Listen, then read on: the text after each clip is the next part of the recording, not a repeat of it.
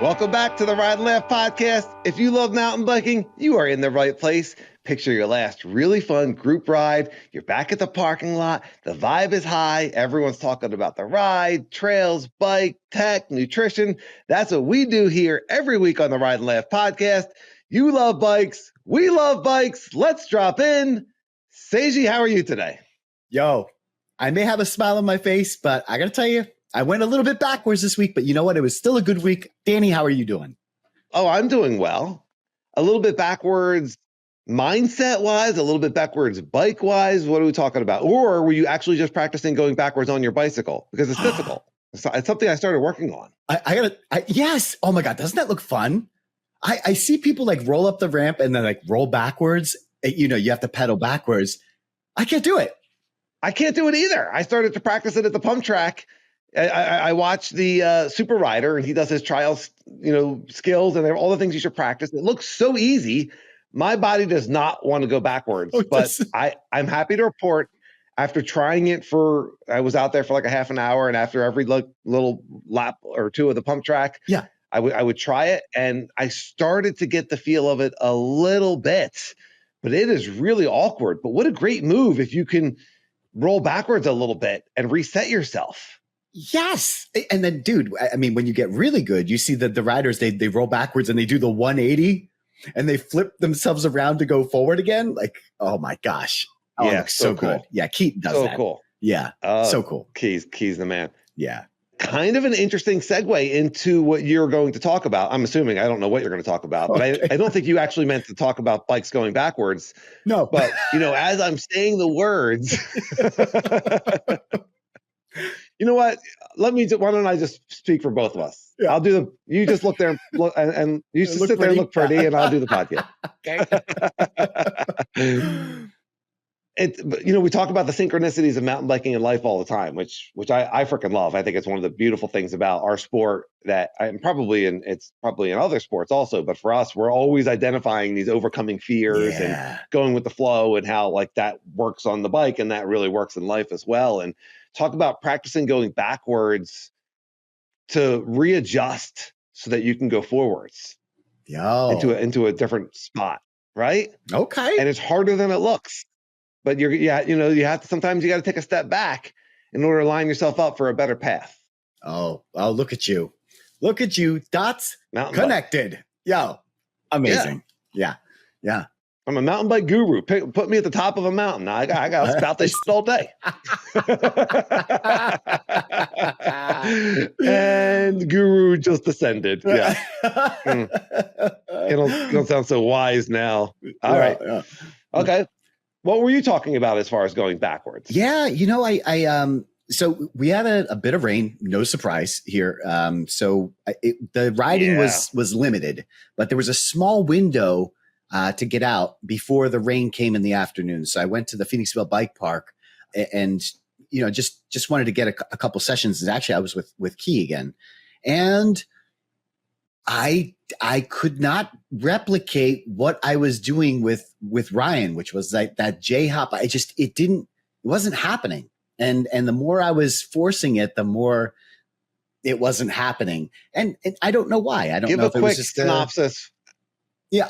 Just give a quick synopsis of what you're talking about, because not everyone listened to last week's podcast. And really, excellent point. If this is your first Ride and Live podcast, welcome. Welcome. We're happy to have you. Yes. But if it's not your first one, like, what are you doing? You're flipping all over the place. You don't know what we're talking about with the J hop and the jumping. I mean, keep up. Yeah. Come on. That said, I do think that it's good to recap. It's been a week. I think it's good to recap exactly what you're talking about a little bit. So the week previous, I had met with Ryan, who is an amazing jumper, and he was able to give me some coaching on how to go higher, not necessarily farther, but higher on the jumps, which I asked him. I solicited him for that advice, and he told me to wait to put that J hop until the very last moment, which is something that was very new to me. I had been compressing as you normally would on a mountain bike, which is like right in the apex of the lip. And instead he's saying, wait till your front wheel almost crests the top of that lip to do the pull on the J hop, like really explode out of it. And, right. and I had started to do it. Like by the end of the session, I was starting to do that, which basically means you're pulling the handlebars up into your hip area, and then you are, pushing down as you come up, and it creates this like beautiful arc. I tried to do that this past weekend and just no luck whatsoever. And the more I tried, the worse it got. And eventually I let it go. And I was just like, you know what, let's just have a good time. Let's focus on other things. You're here with Key. And I did. I had a great ride. It was fun. We just kind of messed around on bikes and went back to what I was used to doing, which is, putting moves in the air and blah, blah, blah. But it was a little bit concerning, it's like, and it was interesting that it got worse. The more I was pushing for it, the worse it was getting. Yeah. Yeah. It's a difficult technique. And I think this happens with a lot of things that we learn. Yeah. That we just kind of got, and then we're excited about it. And we're like, okay, I kind of got this. And now I just want to be an expert at it. I just want to be great at it right away. And, we use the line here all the time that progression isn't linear, on the bike and in life. It's not always just like, better, best. Got it. It's oftentimes it's 2 steps forward and 1 step back. And maybe you took that little step back.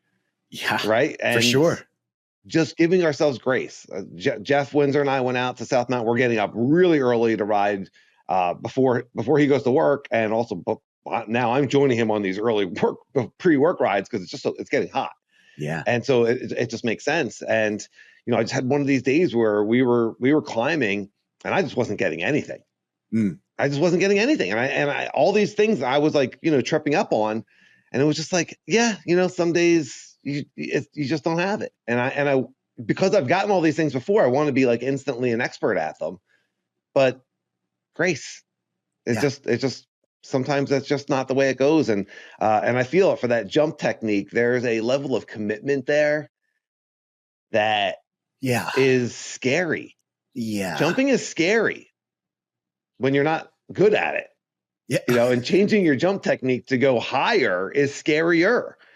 Yeah. So I totally get that. Yeah. And Key was great. Like he could see that I was struggling. And then, he had some great advice. He was like, go to the smaller jump. Let's see if we can perfect it on that. And that normally does work. That's usually a good technique to like, just kind of literally go backwards and go to a smaller jump and practice it. It didn't work. I was just not in a good headspace. And like I said, the more I kept pushing it. And so maybe the interesting question is like, how do you get yourself out of that funk? How do you give yourself that grace? That wasn't rhetorical. I'm actually asking you. Yeah. I mean, that's the age old question, let me climb back up to the top of my mountain and put on my guru hat because boy, when you can figure that out, like life really does start to flow a lot nicer, and it's reaching for a better thought. These thoughts aren't serving us, and so you're not hitting it the way that you want to. And then I'm venturing to guess based on my experience of living that you start to overthink it and you start to get frustrated and you have some of these old voices in your mind, some of these old criticisms like, oh, you can't do this. Oh, you're not going to get it. It's just not happening today. And I think really once that starts to happen, then you really do want to just shift to just having fun. And like, okay, if I got to walk this section, I got to walk this section. If I'm going to jump it my old way, I'm going to jump it my old way and just start stacking wins again, start feeling good. And just give yourself a break, give yourself grace, but allow that space where you start to feel good again so that you can reach for better thoughts and see how that feels. Yeah. What's the best that can happen? Yeah. Yeah. I basically, yes, you're exactly right. I was totally in my head and I got over it just by not doing it anymore. I literally just, not only did I let go of the thoughts, but I literally let go of the move. I was like, okay, it's not happening today. You're here with Key. He's an awesome dude. Like, let's go have a great time. So went back to my bread and butter. We're here to have fun. Exactly. Yeah. Yeah. Just let that thought go. Let that move go. Let's celebrate the fact that it's not raining. You're here with a really good friend and let's see what else we can do. And it ended up being a really good day. Yeah. And I would celebrate that. Yes. That is maturity. That is growth. That is where we want to be. not continuing to beat ourselves up and then just ruining the day and then getting home later that day and realizing like, oh man, right. You know, like I had no fun because I wasn't able to relax and just allow the experience to be what it is. Yeah. Let the ride be what it is, right? That's what you told me. And man, is that like just words to live by. So yeah. feeling good and allowing that to feel good and being able to pivot, take that backward step and say, okay, I'm not going to do that today. Maybe today's not the day I'm doing that big slab, or I'm doing the different jump technique, or I'm getting all these lifts, but I'm still going to go out here and have fun. That's a huge shift instead of just like letting your day or your ride be crap. Yeah. So kudos to you. Hey, all right. I'll take it. Thanks, Danny. Yeah, absolutely. I got to tell you, you told me on our last podcast, you told me about Ryan's tips on jumping, which you explained to hold the J hop until the end when your tire's about to crest the lip of the jump, and also to pull the handlebars to your hips a little bit. Yeah. And he gave me a little bit of advice. He said, you know, he could tell that I was absorbing the jump based on the video. He could tell that I was absorbing the jump, which I knew, but he also said my timing was off. And so we recorded that on Wednesday. On Thursday, I went to Desert Trails and started to I was excited. I was excited to work on this. I was nervous, but I was excited to work on this. Now, Desert Trails maybe isn't the best place to work on it because the ramps are so big. Yeah. And I'm not quite 100% comfortable, but I was using it a little bit and I was playing with it a little bit and it felt good. Yeah. It felt good. I feel like, okay, there's something here. Yeah. I had another morning. We have a pump track, a really nice Velo Solutions pump track about 15 minutes from my house. So I had another morning where I was able to get out, and it's hot enough that A, there's no one there, and B, I pretty much could last for like 30 minutes. I went through my bottle of water, you know, it's in direct sun. But so when you came out here, you showed me that it was possible to do the transfer between the turns, to jump out of one turn and into the next. That's a great jump. Yeah.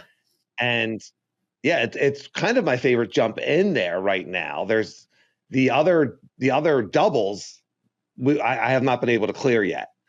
So I started to apply that J-hop technique to that.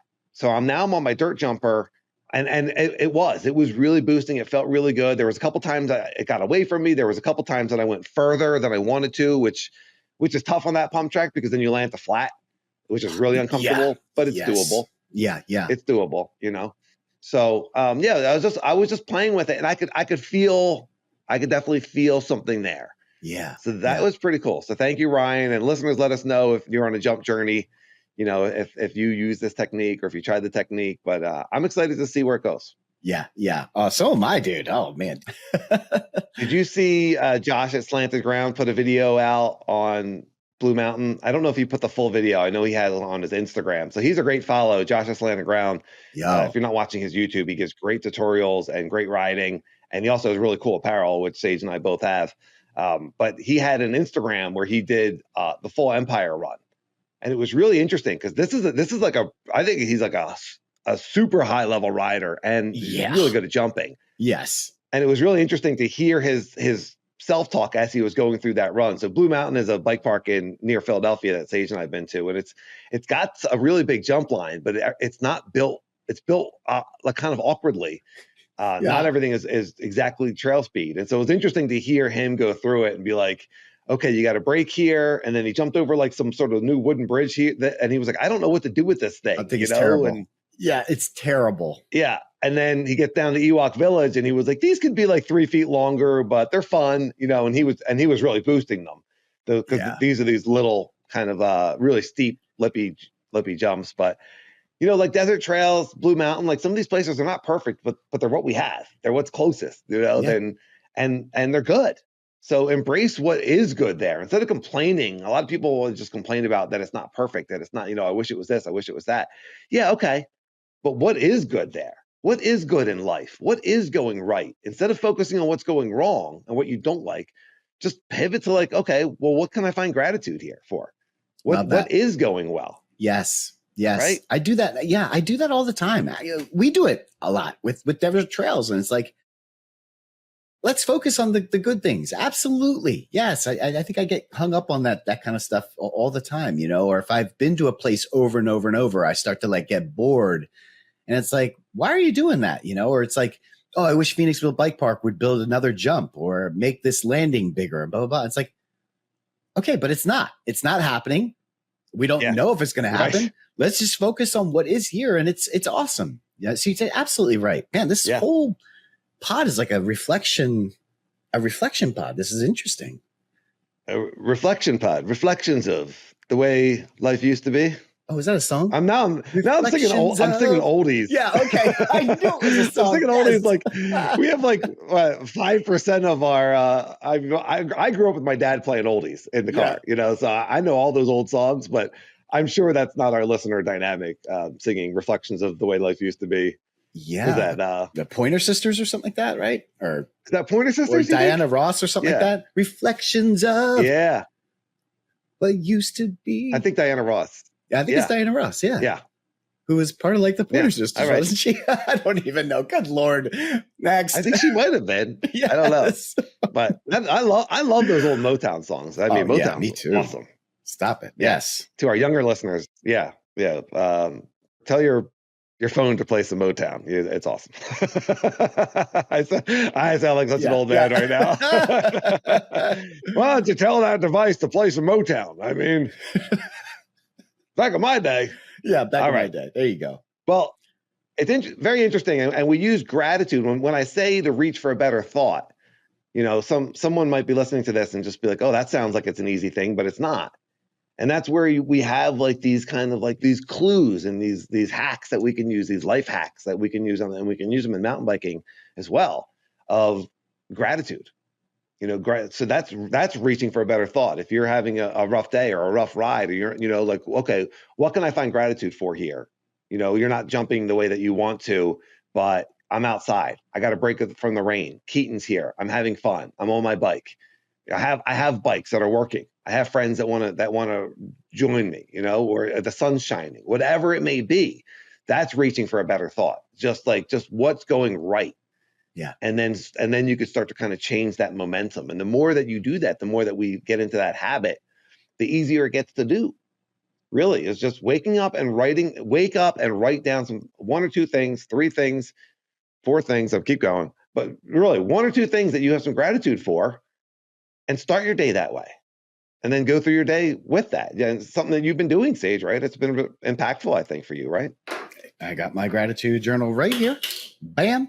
Every morning, right in it. It's fantastic. I'm on my 3rd book at this point. Yeah, it's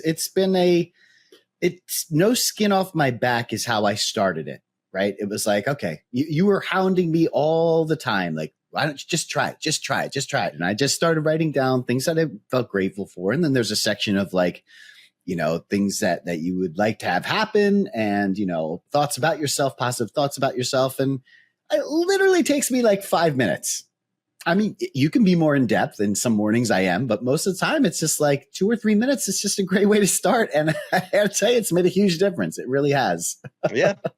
I love it. I'm so glad that you started to do it. And I've seen the shift in you since you've been doing that. And, and life is good. Let's focus on what's good. Let's focus on what we're enjoying. Let's focus on all the good stuff. And then we'll bring more of that good stuff to us because we're open to it. We're looking for it. And we're fun to be around. I love it, Danny. All right. Any questions about the gratitude journal, or Sage has one that has prompts. So if anyone's interested, let us know in the comments and we will let you know how to purchase that. It's not a Ride and Laugh gratitude journal yet, but I think that would be a really cool thing. Yeah, that would be. Someday. We are reviewing Ride and Laugh Season 2, Episode 5, Mountain Bike Trail Closures, riding the fine line between sanctioned and illicit trails. Yo. Kind of a third rail of mountain bike conversation, right? Yeah. And a lot of really interesting comments. And as we were having this conversation about finding things to appreciate, I was thinking about some of these comments because I think this is generally a negative conversation. You know, we didn't get any comments of people writing in, my trail organization is absolutely slaying it.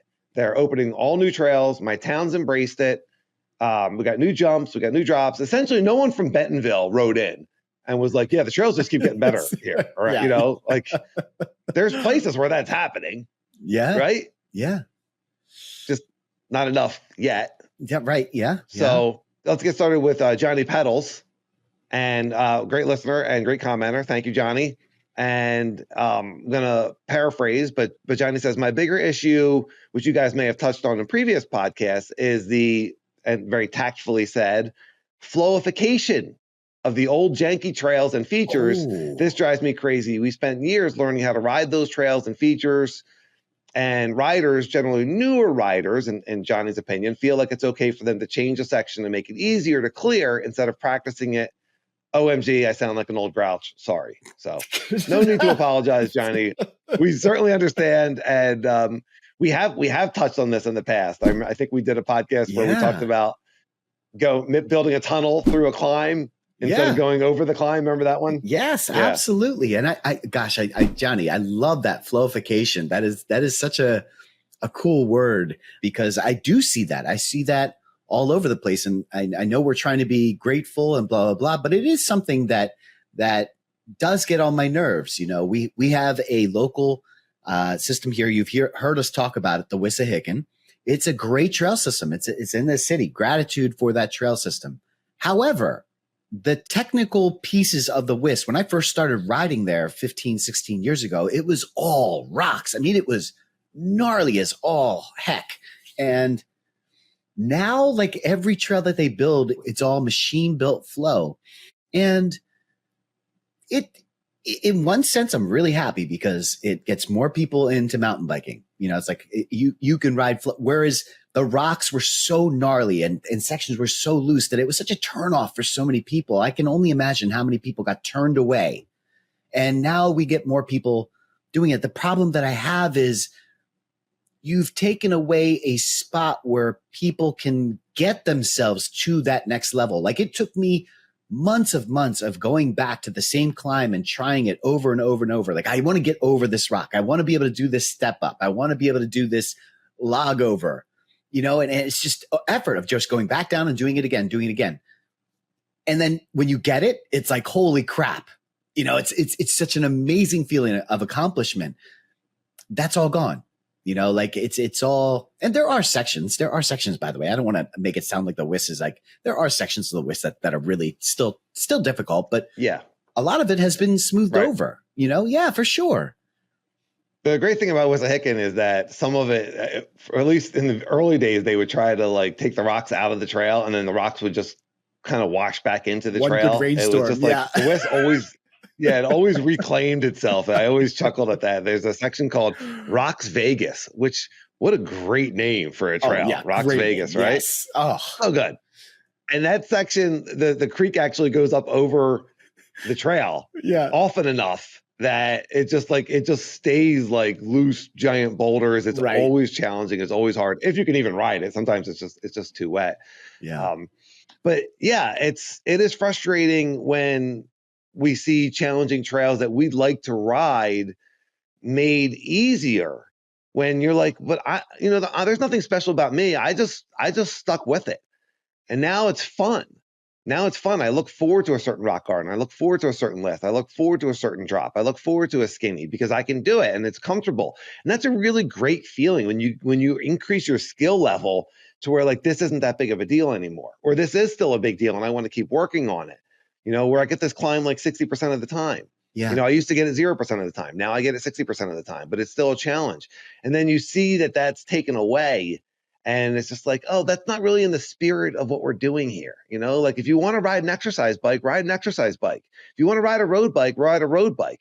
But the spirit of mountain biking is overcoming challenges, I think. It's tough, right, though? Because like on the other hand, right, like they build these trails the way they build them to last a long time. Like they armor the trails, and then it's more than just like, let's scrape some leaves off the off the ground and there's a trail. Like they're actually trying to build these trails to last a really long time. So they'll place rocks in certain spots. So I get it. Like there's not much that you can do to make a raw trail. In fact, one of the problems with a raw trail is it gets washed out. Like it's not properly made. And so, Mother Nature takes it and all of a sudden it gets it falls apart. These are two different things. Absolutely. I think what Johnny was talking about was beginners changing trails to make them easier. And that's the worst. Which you see, yes. Ugh. You know what I mean? Like, and we just saw that at Halls recently. I saw someone posted something on Facebook and was like, hey, people are riding this. Like someone took a picture and were like, people are riding this. Like, please don't move rocks. And you don't know what you're doing. You're a beginner.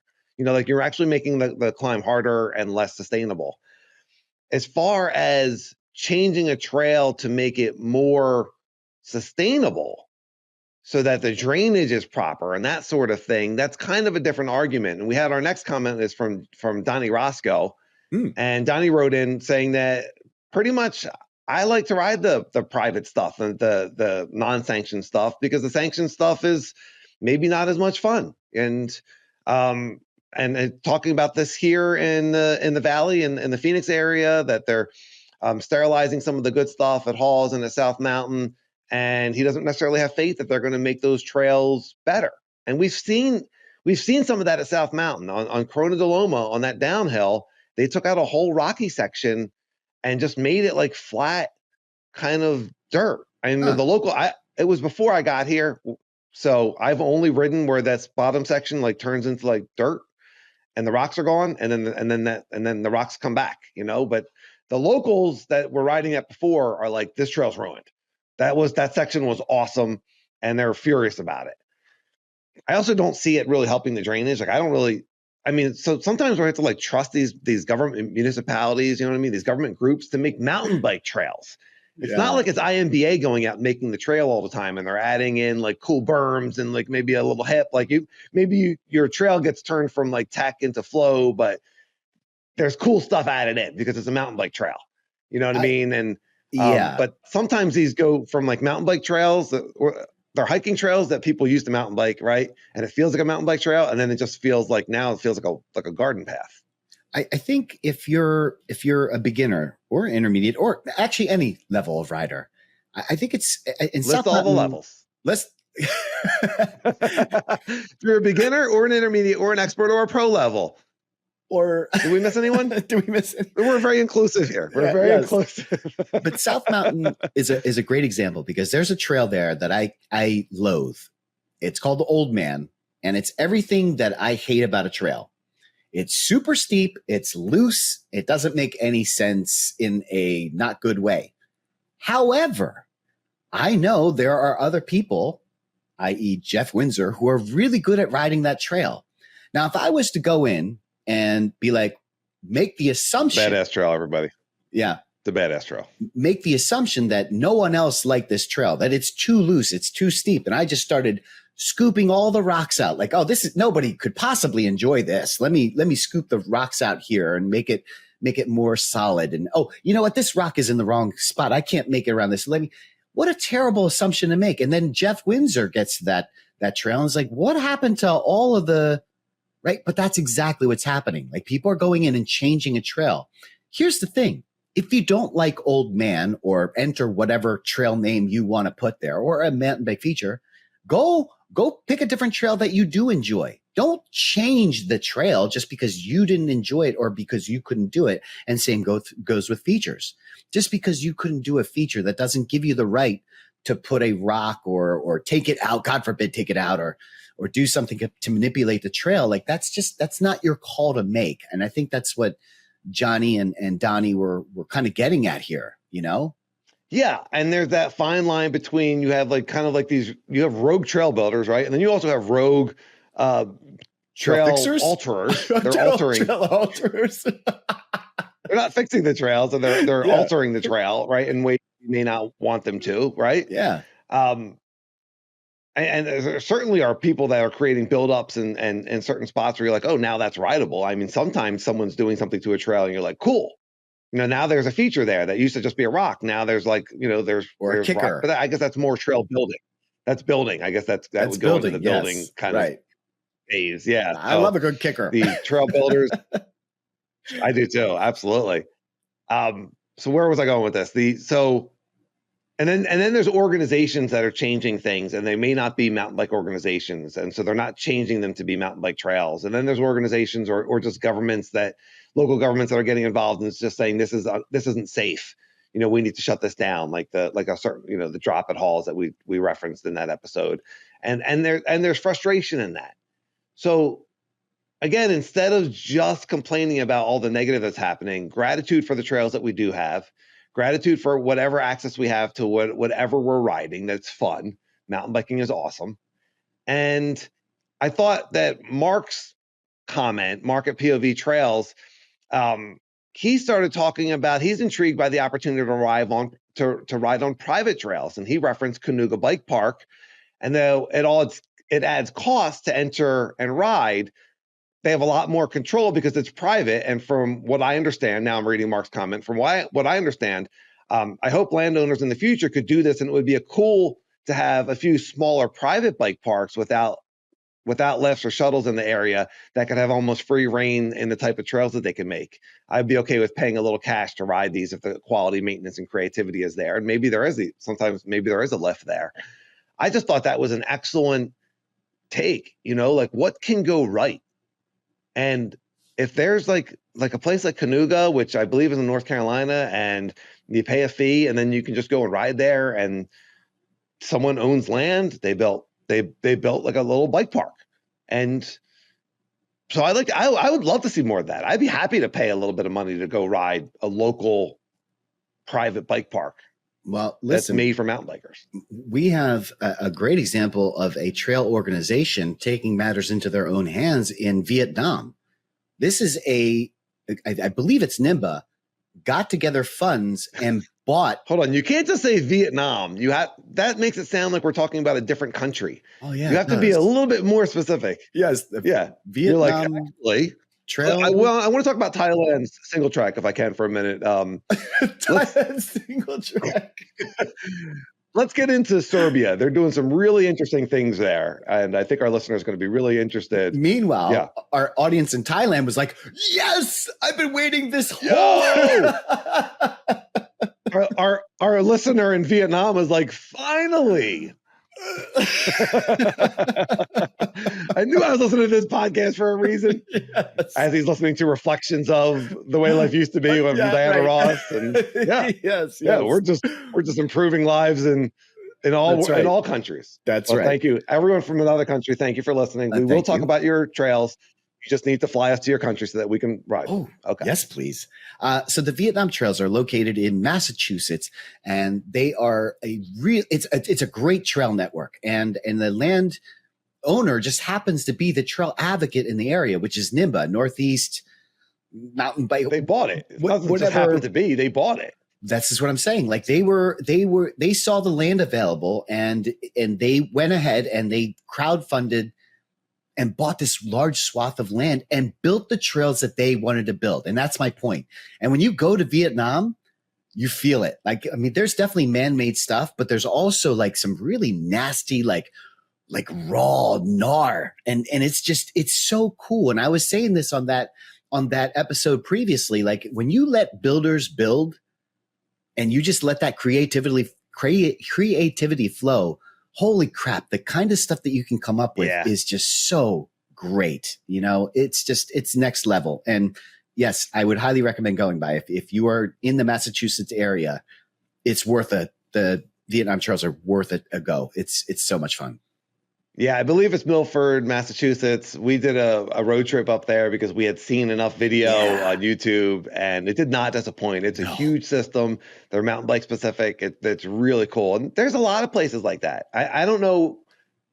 You're right. That's unique in the fact that it's a mountain bike organization owns the land. And so that really kind of like shows like, here's what we can do when we're allowed to do whatever we want to do. Right. There's a lot of places that, it's just kind of hands off.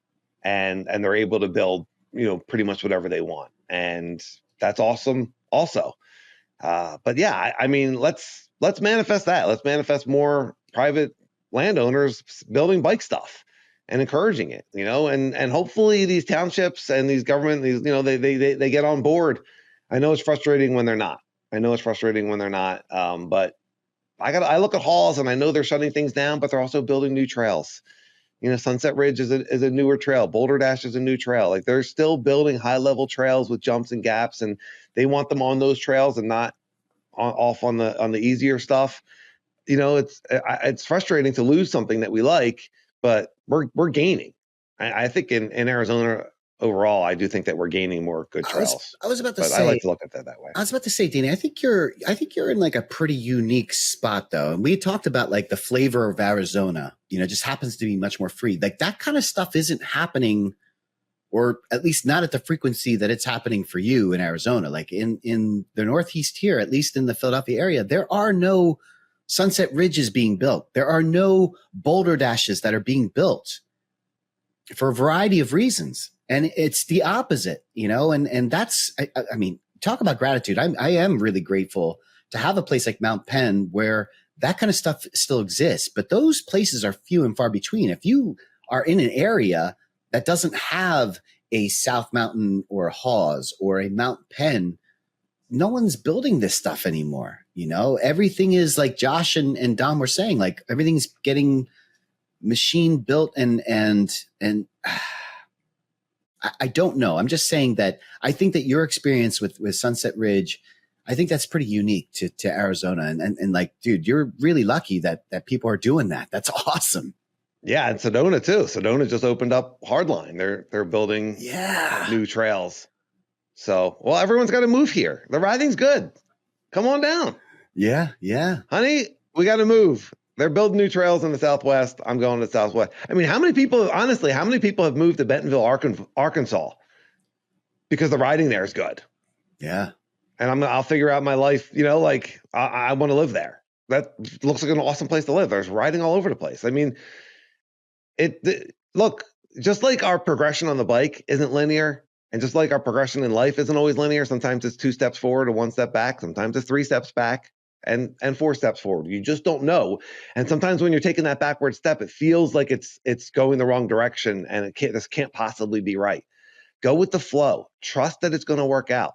And the momentum for positive trail building, the momentum for more trails and better mountain bike trails, it's here. I really believe it.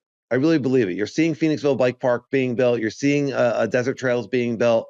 You're seeing, whatever it may be, bike parks, ski mountains, embracing downhill biking, whatever it may be. I know that there's some backward steps there also, but sometimes that's just the way it is. It's just not linear. So I like to think that mountain bike trail building and mountain biking in general is growing and getting better and more popular and more fun. And the bikes are getting better and safer and more options, and e-bikes and enduro bikes and cross-country bikes. Everything's just less. There's more and more options and more fun to be had. And so reaching for that better thought.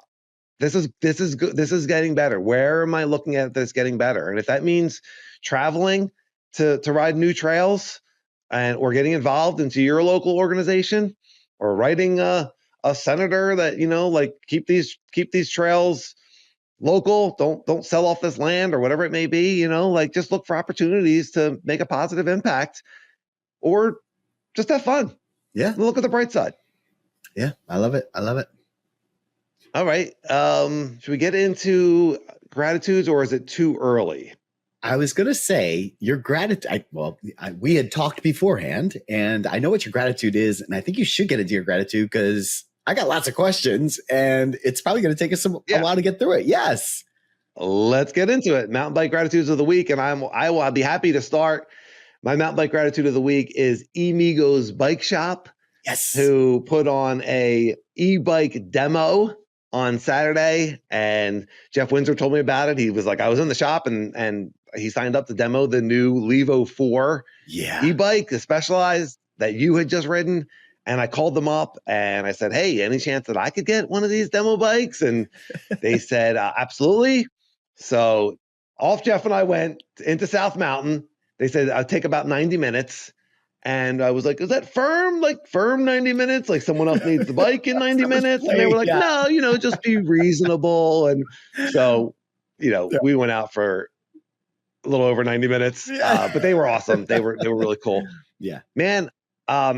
So thank you to eMigos for setting this up. There was no charge, just able to take a bike out and just enjoy it. And we both really loved the bike, and we both really loved the experience. We started the ride at like 7:30, so it was already pretty warm. and having e-bikes like was just made a huge difference as far as being able to ride in the heat. Just the general like benefit of e-bike, like that's one of them. As far as the Levo 4 itself, just like really powerful. I was really impressed with the way the bike felt.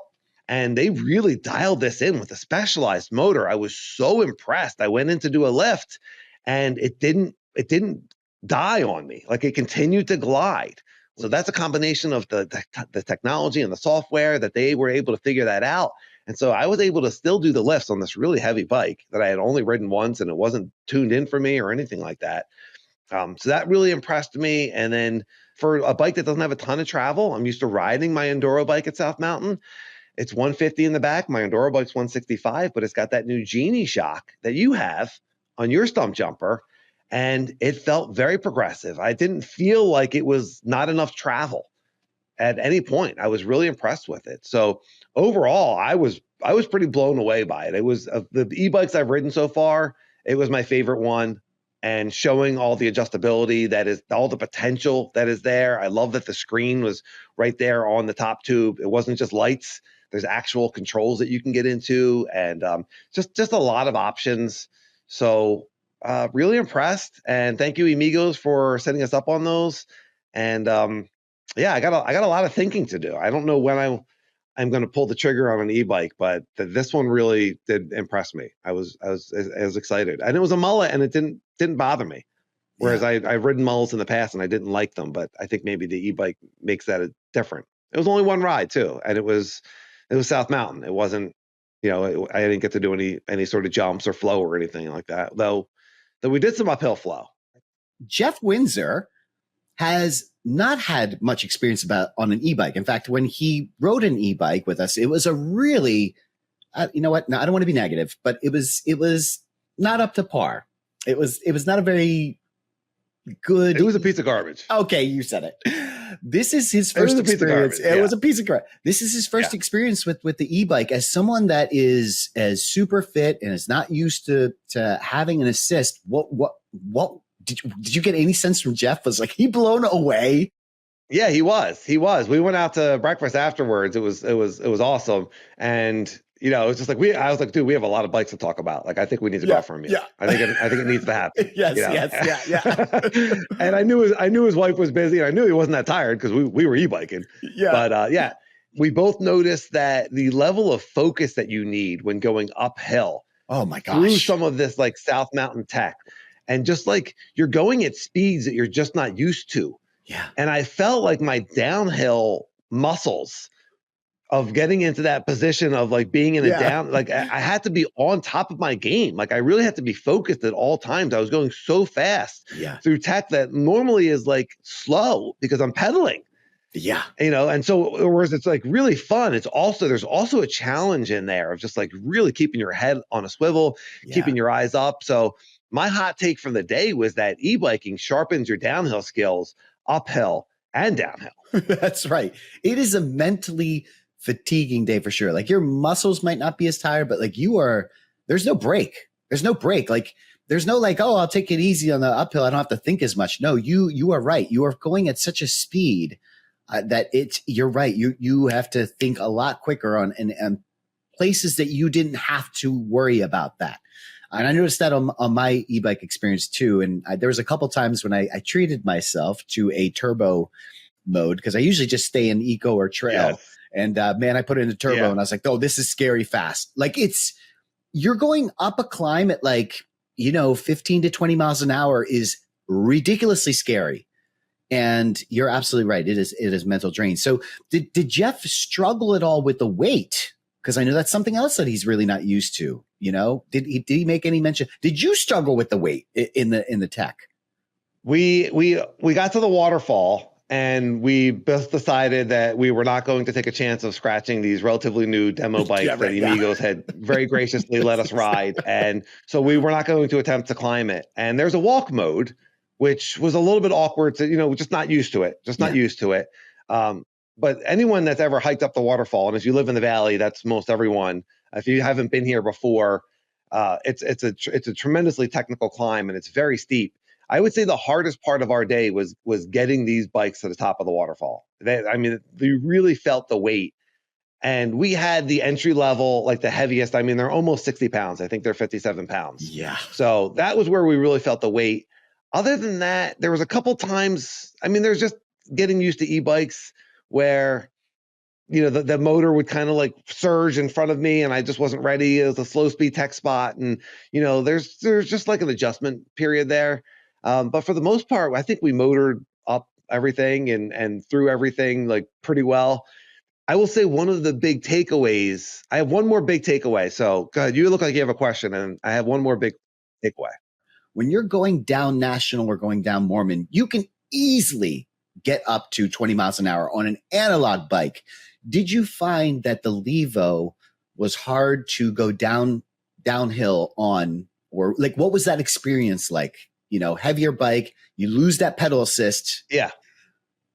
Did you notice any of that? I did not. We did not. Yeah, no, we didn't. I don't think we bombed any downhills where I felt like I was not able to go 21 miles per hour, that I felt like the engine was, the motor, sorry, was cutting out. We definitely felt that on some of the flat sections that were like Desert Classic and some of these other trails that, that he took me on. I don't even know the names of them, but like they're really just kind of like flow trails, and we were flowing up them, which is really cool because normally that would be like a 15-minute slog of a climb to get to, and then flowing down them. But there were some flat sections on Desert Classic and you know, just some of these just kind of like traverse type of trails where I could feel that limiter.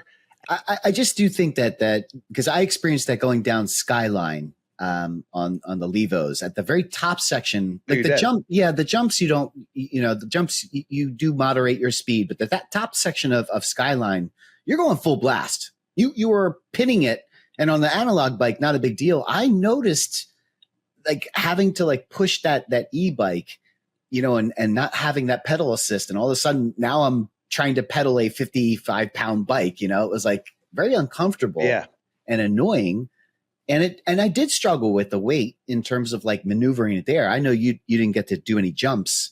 But on the tech, like I felt hard, like just simple endo turns and stuff like that. Trying to like maneuver the bike was just, I don't know.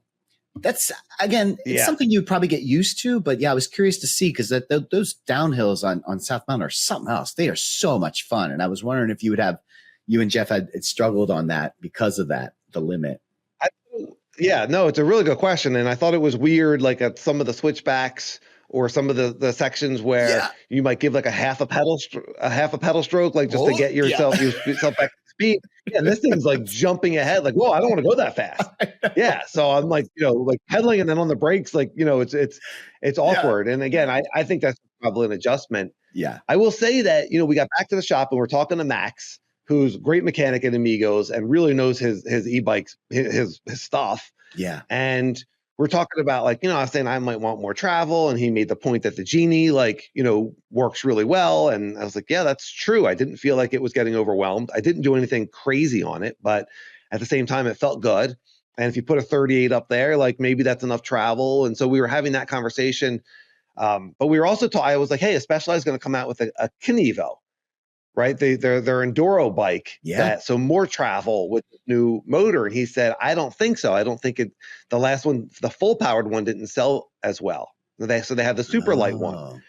And Jeff was interested in the super light. You and I had talked about getting a super light e-bike, you know? And I said to Max, I said, well, if Jeff was on a super light motor and I was on this full powered Levo and we were riding together, what would happen? He was like, oh, you would completely dust them. You know, like Jeff wouldn't be able to keep up. And Vaughn said he said a similar thing when he was borrowing, I think, Jeff Jackson's lightweight e-bike, and he went to Halls and he was riding with guys that were on full powered e-bikes. He couldn't keep up with them. He was working. He was like exhausted trying to keep up with them because they have so much more power. So I don't know whether or not you need full power or not, you know, and I'm sure there is the benefit to having the lightweight e-bike with less power. But I think you're going to want what your friends have. You know what I mean? And for me, I want the full power. I want, like when we were rocketing up some of these hills and when we were rocketing through some of these boring sections, like that's what I want the e-bike for. I want full power. Yes. And if it's going to be a little bit heavier, I'll deal with it. But I think I made my decision that day that I want a full power e-bike. One of the things that Will told me was, instead of getting a super light, just get the full powered bike, and then you can run it on just the range extender, which is like very tiny. Yeah.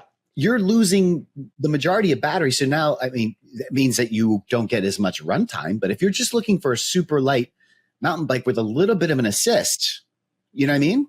And the super lights don't get that much runtime anyway, right? Like if you're getting a super light, like maybe you're giving up some of that.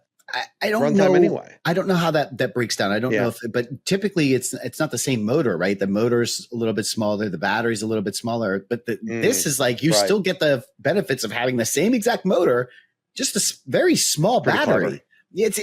And what Will was saying was like, so at a downhill park, you know, you don't need much battery at a downhill park because you're getting a lift up. But so if you want you want that e-bike, you know, but you don't want to carry in all that weight, you know, you just put the range extender on there, because there are bits that you have to pedal through at a downhill park. Like I'm thinking of that's your only bike. Yeah, I'm thinking of transition at Tempest, you know, where you have to get from Outlaw to Tempest. Like that's an annoying slog.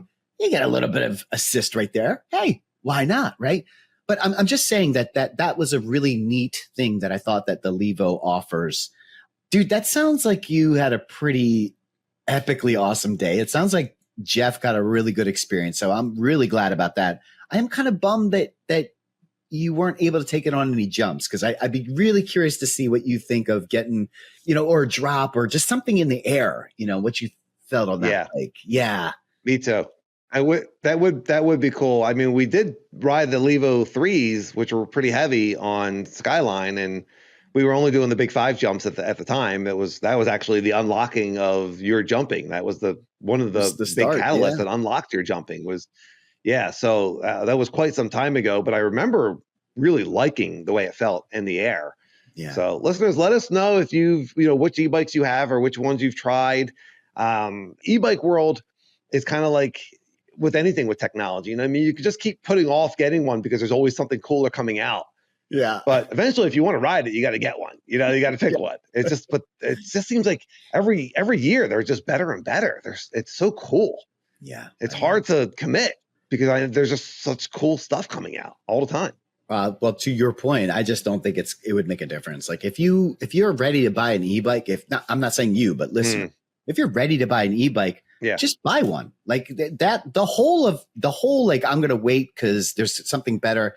You could do that with everything in life, and then you'll just keep waiting and waiting. I do that with cars. I noticed that I do that with cars. Like, let me just wait one more generation because this next generation is going to have this new thing. Or what if they come out with this? Stop. Just stop. What's in front of you right now? Is this going to improve your life? Are you going to feel better? Because I guarantee if you buy it, you're not going to be thinking about that, you know, until your buddy shows up in the parking lot with a new version. And then you'd be like, oh, crap, I should have waited. But you know what? For those first few weeks, man. Yeah.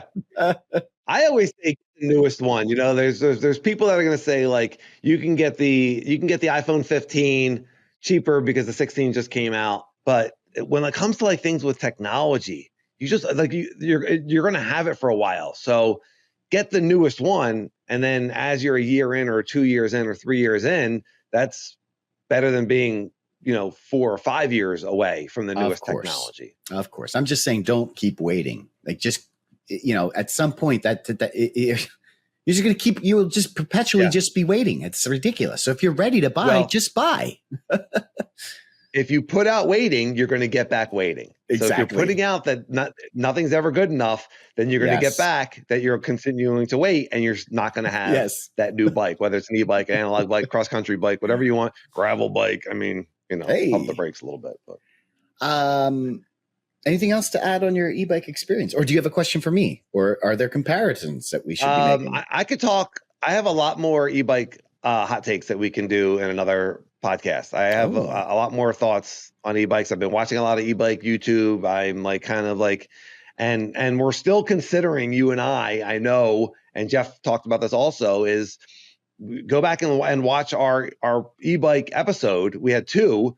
We had electrified progression, but we also had an episode called Hello E-Bike, Goodbye Fitness? ? And that second one, which was really, really good and had a lot of really interesting comments, I do wonder where that falls in. And Jeff and I were talking about this, that, we're looking to buy e-bikes to amplify our analog bike riding.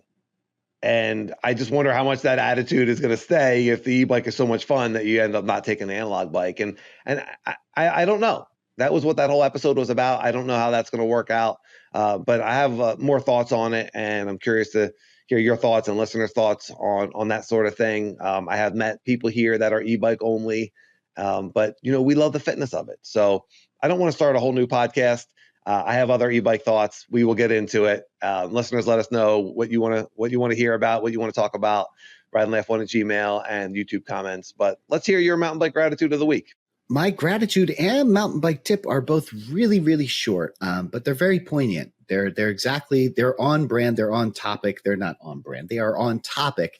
And that is to say, we were talking about Mount Penn earlier, and it has been, I think I was watching, our local news, and they said 11 out of the 15 weekends it's been raining. And I've felt that, Danny. I've felt that. It's been atrocious. It seems like every day there's a chance of rain. And why is that a gratitude? I'm really grateful that I have a place like Mount Penn, which we were talking about earlier, that is rideable in the wet. And that is such a unique place. There are so many places that you need at least a half a day to a full day, some places even 2 days to dry. And this is not that. And I was able to get a ride in with my buddy Ethan, and it was tremendous. I mean, it's a lot of work. We stay off the machine trails, and what you're doing is you're just riding these raw, rocky trails, and it is just nonstop work. But my gosh, we finished that ride, and God, it was a sense of accomplishment because you're just pounding out, hard effort after hard effort, but a sense of gratitude that we actually have a place that we can go and ride. And thank you to Burke's Trail Works and Bamba, all the volunteers that aren't in these groups that put in the hard work of keeping these trails alive. All of those guys and gals, thank you so much. What a amazing mountain. And I know you agree, because how many times have we done, those rides at Mount Penn? It's rescued a bunch of weekends for us. Oh yeah, Mount Penn is awesome. And if you have a trail system that drains well, I mean, it's a game changer to be able to say it literally just stopped raining, and as long as it's not actively raining on me and making life miserable, we can ride. And the water runs off of these rocks. It's just well designed. I think a lot of it is just the mountain. And there are these trails maybe that get overgrown sometimes. They're not as popular. But if you put the muscle in, you can get an absolutely great ride on these trails, and it's a great gratitude. And here you are looking at something and saying, it's been raining a lot, but what do I have to be grateful for? I still have a place I can ride. Yeah, I could sneak in an hour at Phoenixville Bike Park, and I can get up for a cross country rock ride, at Mount Penn. So looking for things that are going right. And then living in that space and continuing to look for things that are going well for us or going right for us, believing that things always are going to work out for us. It's a nice place to live. That's awesome. My mountain bike tip has to do with that ride. And this is probably very obvious to some of the more advanced riders. But one of the things that Ethan and I both did immediately when we got to the trails is we dropped 2 PSI. And so when it's wet like that, now, let me preface this, because if you are racing, you're talking about your tires. I'm talking about your tires. Yeah, there's no more boring conversation than tire PSI, but this is important. If you are racing, don't change anything for a race. Like, I mean, you're taking hard hits. I mean, run the PSI that you're supposed to be running. But if you're just going out for a casual ride in the rain, both Ethan and I dropped our PSI by 2, and the reason why you do that is because it's going to give you a little bit more traction. So if you don't already do that, if you're a beginner, or maybe you just didn't even realize, drop a few PSI on the next time the conditions are a little adverse. You're going to notice a huge difference in your traction. And we both commented that during the ride. We're like, wow, we were letting out more and more PSI, as the ride went on, like, we're still too high. It's still too high, very helpful. Yeah, I would say a rule of thumb is to start a little bit higher, and that way you can always let some out. You can add air also during a ride, but it's just a lot more work. Right. So if you let too much out and you start to feel like you're hitting your rim, then add a little bit. I've certainly had those rides where I'm thinking that don't have enough air in the tire, and I'm just like, nah, it'll be fine. And then eventually you get a flat tire. You know what I mean? Like, it's just, if you're hitting the rim, like, just I thought you were add air. Yeah, I thought you were going to say the opposite. I've had those rides where it's just like, I'm like, I have way too much air in these tires. You're just like, oh yeah, that's a horrible feeling. Yes. All right. If you're still listening, you are absolutely one of us. You love mountain biking, clearly, and we appreciate you very much. Thank you. Please remember to rate and subscribe on your podcast player. Please give us a thumbs up on YouTube. Leave a comment. Watch to the end. Certainly tell your friends and your riding buddies about the Ride and Laugh podcast. If you want to leave a super thanks and support us, we appreciate that very much as well. Everyone have a great week and a great week of riding. Ride and laugh. I'll see everybody.